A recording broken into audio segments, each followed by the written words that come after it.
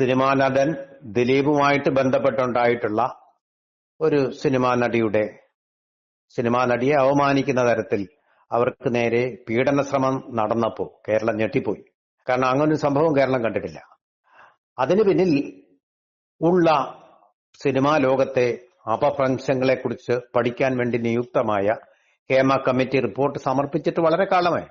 ഇത് പുറത്തുവിടാതിരിക്കുകയായിരുന്നു. ഇപ്പൊ വിവരാവകാശ പ്രവർത്തകർ ആവശ്യപ്പെട്ടതിനെ തുടർന്ന്, ഒരവകാശമായി കണ്ടതിനെ തുടർന്നോ അത് പുറത്തുവിടാൻ വേണ്ടി കേരള ഗവൺമെന്റ് ഇന്നലെ പുറത്തുവിടേണ്ട റിപ്പോർട്ട് അത് പെട്ടെന്ന് വളരെ നാടകീയമായിട്ട് സിനിമയിലൊക്കെ ഒരു ട്വിസ്റ്റ് വരുന്നത് പോലെ ജനങ്ങളെല്ലാം ഉദ്വേഗപൂർവ്വം കാത്തിരിക്കുകയായിരുന്നു. എന്താണ് ഈ കമ്മിറ്റി റിപ്പോർട്ടുള്ളത്, എന്താണ് സിനിമാ ലോകത്ത് നടക്കുന്നത്? നമ്മൾ ഈ തിരയിൽ വരുന്നത് മാത്രമല്ലേ കാണുന്നുള്ളൂ, വെള്ളിത്തിരയിൽ വരുന്നത് അത് മാത്രമല്ലേ കാണുന്നുള്ളൂ. സ്ക്രീനിൽ കാണുന്ന ചായം പൂശിയ, മേക്കപ്പ് ഇട്ട, അതുപോലെ തന്നെ വസ്ത്രാഡംബരങ്ങൾ കാണിക്കുന്ന ആ രംഗങ്ങളല്ലേ നമ്മൾ കണ്ടിട്ടുള്ളൂ. ഒരു സിനിമയാണ് നമ്മൾ കണ്ടുകൊണ്ടിരിക്കുന്നത്. പക്ഷെ ഈ സിനിമയ്ക്ക് പിന്നിൽ, അതിന്റെ ഗ്രീൻ റൂമിൽ, അതുപോലെ തന്നെ അതിന്റെ ലൊക്കേഷനുകളിൽ, അതിന്റെ സെറ്റുകളിൽ ഒക്കെ എന്തൊക്കെയാണ് സംഭവിച്ചുകൊണ്ടിരിക്കുന്നത് എന്നുള്ളതിനെ കുറിച്ച് വളരെ വിശദമായ ഒരു സ്ത്രീപക്ഷത്തു നിന്നുള്ള അന്വേഷണമാണ് അവിടെ നടത്തിയത്. ഇതൊക്കെ ആവശ്യപ്പെട്ടത് വിമൻസ് കളക്റ്റീവ് ഇൻ സിനിമ അതുപോലുള്ള സംഘടനകളാണ്. വളരെ കാലമായിട്ട് സിനിമയിൽ ഈ ചൂഷണം, സ്ത്രീകൾക്ക് നേരെയുള്ള ചൂഷണം നടന്നുകൊണ്ടിരിക്കുകയായിരുന്നു. ഡയറക്ടേഴ്സ് കൗച്ച്, അതുപോലെ തന്നെ പ്രൊഡ്യൂസേഴ്സ് കൗച്ച്, അങ്ങനെ പല കൗച്ചുകളും അവിടെ ഭീഷണിയായിട്ടുണ്ട്. മുംബൈയിലെ അധോലോകം തന്നെയുള്ള ഒരു അധോലോകം, കള്ളപ്പണത്തിന്റെ വേറൊരു ലോകം, സുഖാഡംബരങ്ങളുടെ മറ്റൊരു ലോകം, ഇങ്ങനെയൊക്കെ ഉണ്ട്. അപ്പോ അതിന്റെ ചരിത്രത്തിലേക്ക് പോയാൽ, നമ്മളിപ്പോ ഈ പശ്ചാത്തലത്തിലേക്ക് വരുമ്പോ ഷീല, ബഹുമാനപ്പെട്ട നടിയായ ഷീല പറഞ്ഞിട്ടുള്ളൊരു കാര്യമാണ്. ചോദിച്ചറിയാം, ചെന്നൈയിലുണ്ട് ഇപ്പോഴും, അവര് ജീവിച്ചിരിപ്പുണ്ട്. ഷീലയോട് ചോദിച്ചാൽ അറിയാം ഒരു സിനിമയുടെ ഷൂട്ടിങ്ങിന്റെ കഥ. സിനിമാ നടി ഷീലയെ വെച്ചുകൊണ്ട് നായികയായിട്ടൊരു ചിത്രം എടുക്കുമെന്ന് പറഞ്ഞ് അമേരിക്കക്കാരനായിട്ടുള്ള, അമേരിക്കയിൽ താമസമാക്കിയിട്ടുള്ള നല്ല പണക്കാരനായ വളരെ സാമ്പത്തിക ശേഷിയുള്ള ഒരാൾ വന്നു. അപ്പൊ ഷീല അതിൽ അഭിനയിക്കാൻ സമ്മതിച്ചു. ഷെഡ്യൂളും ഡേറ്റും ഒക്കെ വാങ്ങിച്ചു. അയാൾക്ക് കാൾ ഷീറ്റ് കൊടുത്തു. അത് പ്രകാരം ഷൂട്ടിങ്ങിൽ ആരാ നായകൻ? ഇയാൾ തന്നെ അങ്ങ് നായകനായിട്ട് അഭിനയിക്കുകയാണ്. അപ്പൊ രംഗങ്ങളൊക്കെ ചിത്രീകരിച്ച് ക്യാമറ സെറ്റൊക്കെ റെഡി, പണത്തിൽ കുഴപ്പമില്ലല്ലോ. അപ്പൊ ഇയാൾ എന്ത് ചെയ്തു? ഷീലയെ തട്ടിയും മുട്ടിയും ഒരു ഗാനരംഗം, അതാണ് ആദ്യം ചിത്രീകരിച്ചത്. അപ്പൊ സാധാരണഗതിയിൽ ഒരു പ്രൊഫഷണൽ നടിയായ ഷീല ചില സംശയങ്ങൾ ചോദിച്ചു, ഇങ്ങനെയൊക്കെ അങ്ങനെയൊക്കെ തന്നെ തട്ടിയും മുട്ടിയും. ഓക്കെ, പിറ്റേ ദിവസത്തെ ലൊക്കേഷനും ഒക്കെ തീരുമാനിച്ചു, ഷൂട്ടിങ്ങിന്റെ സമയവും ഒക്കെ തീരുമാനിച്ചു. പിറ്റേ ദിവസം ഷീല സമയത്തിന് തന്നെ സെറ്റിൽ വന്നു. പക്ഷേ ഈ നായകനെ കാണുന്നില്ല. നായകൻ തന്നെയാണ് സംവിധായകനും നിർമ്മാതാവും എല്ലാം തന്നെ. അപ്പൊ ആ സർവകലാവല്ലഭനെ കാണാനില്ല.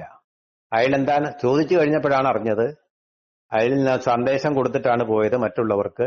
അദ്ദേഹം അന്നത്തെ വിമാനത്തിൽ കയറി അമേരിക്കയ്ക്ക് പോയി. ഇയാൾക്ക് ഇത്രയേ ഉള്ളായിരുന്നു, ഷീലയുമായിട്ടൊന്ന് തട്ടിയും മുട്ടി ഒരുമിയൊന്ന് നടിക്കണം.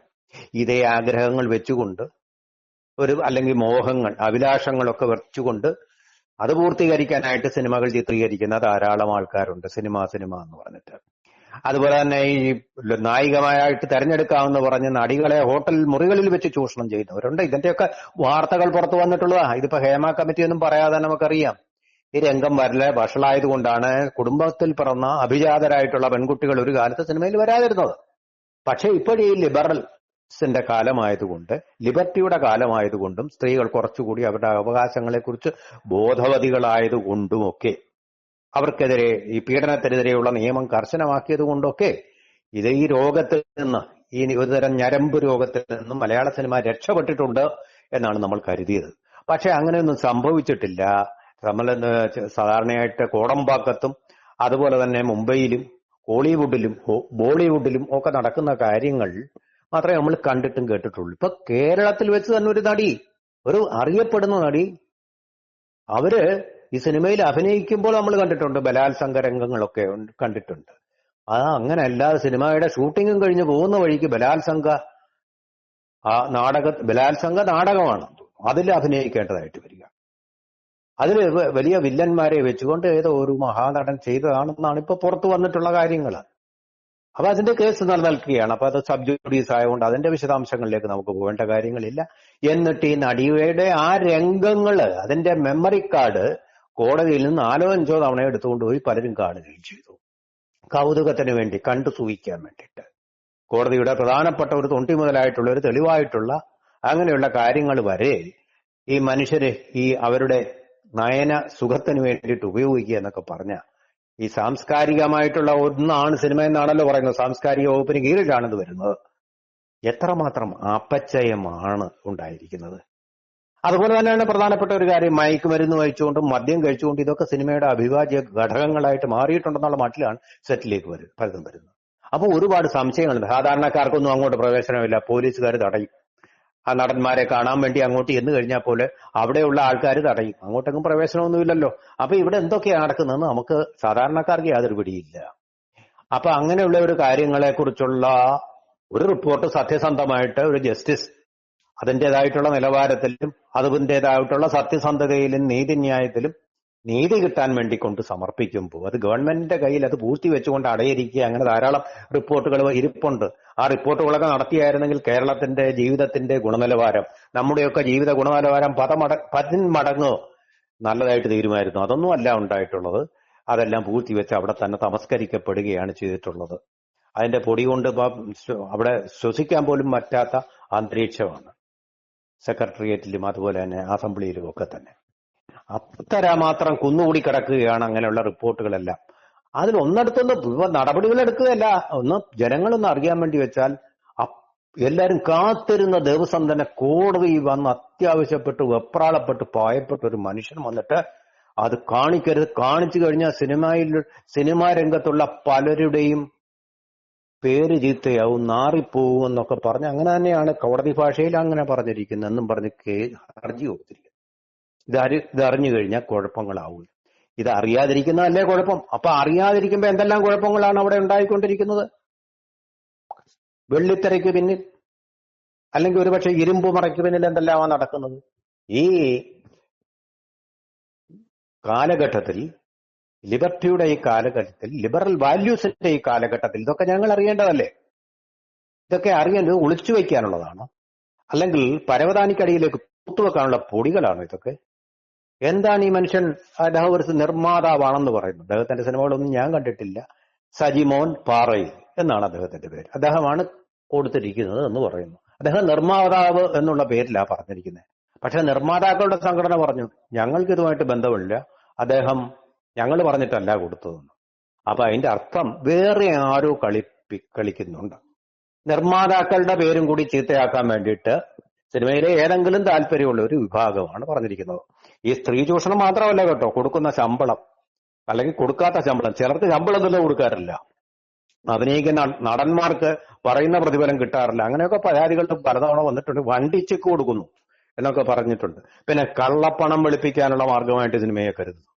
അതുപോലെ സ്വർണ്ണക്കടത്തിന്റെ പണം ഉപയോഗിക്കുന്നതായിട്ട്, അങ്ങനെ കള്ളപ്പണം വെളുപ്പിക്കാനും അതിന് അക്കൗണ്ടബിലിറ്റി ഉണ്ടാക്കാനുമുള്ള ഒരു മാധ്യമമായിട്ട്, ഏറ്റവും വലിയ ബഹുജന മാധ്യമം കൂടിയാണല്ലോ സിനിമ, അങ്ങനെ മാറിയിട്ടുണ്ടെന്നും പറയപ്പെടുന്നു. അപ്പൊ ഇതിന്റെ പിന്നിൽ ഒരുമാതിരി കള്ളക്കളികളും പീഡനവും ചൂഷണവും ഒക്കെ നമ്മൾ ഈ കാണുന്ന ഈ ടിൻസൽ വേൾഡ് എന്ന് പറയുന്ന ഈ ഗ്ലാമർ വേൾഡിന് പിന്നിലുണ്ട്. ജനങ്ങൾ അതൊക്കെ ഒന്ന് അറിയണം. അതിപ്പോ സിനിമയിൽ മാത്രമല്ല, ഏത് മാധ്യമ രംഗത്തായാലും അറിയണം. അതിപ്പോ ചലച്ചിത്ര രംഗത്ത് മാത്രമല്ല, മാധ്യമ രംഗത്തായാലും, പ്രിന്റ് മീഡിയ ആയിക്കോട്ടെ, അല്ലാത്ത മാധ്യമങ്ങളായിട്ട് എവിടെയും ഈ മുഖം കാണിക്കുന്നതിന്റെ പേരിൽ നടക്കുന്ന ചൂഷണം. മുഖം കാണിക്കുക എന്ന് പറയുന്നത് സാധാരണ ചെറുപ്പക്കാരായിട്ടുള്ള ആൾക്കാർക്ക് അവരുടെ മുഖം കാണിക്കുക എന്ന് പറയുന്ന ഒരു വലിയ ലഹരിയും അഭിലാഷവും ഒക്കെയാണ്. അതിന്റെ പേരിൽ ചൂഷണം ചെയ്യപ്പെടുക എന്ന് പറയുന്നത്, ഇതിൽ സിനിമയിൽ അഭിനയിക്കാമെന്ന് പറഞ്ഞ് വിളിച്ചുകൊണ്ടുപോയി ചൂഷണം ചെയ്യുന്ന എത്രയോ കേസുകളുണ്ട്. അപ്പൊ ഇങ്ങനെയുള്ള കാര്യങ്ങളൊക്കെ സിനിമയ്ക്കകത്ത് സെലക്ട് ചെയ്ത് കഴിഞ്ഞാലും ഇങ്ങനെയുള്ള കാര്യങ്ങൾ നടക്കുന്നുണ്ടോ? പല സിനിമകളിലൂടെയും നമ്മൾ അങ്ങനെയുള്ള രംഗങ്ങൾ കണ്ടിട്ടുണ്ട്. അതുപോലുള്ളതിന്റെ ഒരു സാധ്യത നമ്മുടെ മലയാളം സിനിമകളിലും ഉണ്ടോ എന്നെങ്കിലും അറിയണ്ടേ? നമുക്ക് അറിയാനുള്ള അവകാശം കേരളത്തിലെ ഓരോ പൗരനും ഇല്ലേ?